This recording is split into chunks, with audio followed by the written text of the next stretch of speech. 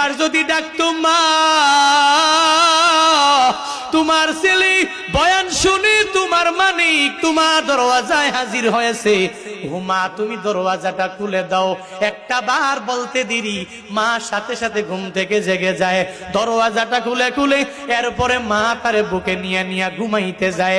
ওদিনও এক বক্তার সাথে আমার মোলাকাত হয়ে গেল, কথাবার্তা বলে। উনি বলতে লাগলো, জুনায়েদ ভাই, মা আমারে এত পরিমাণ মোহাব্বত করে, এত পরিমাণ ভালোবাসে, মায়ের দোয়া নিয়ে এত পরিমাণ বক্তা আমি হয়েছি। আজকে আমার বউ আছে, আমার সন্তানেরা আছে, আমার বাসায় আমার একটা বৃদ্ধা মা দুনিয়াতে বেঁচে আছে। আমি মায়ের কাছ থেকে দোয়া নিয়ে নিয়ে বের হয়ে যাই, আবার আমি মার কাছে যাই, প্রথমে মোলাকাত করি।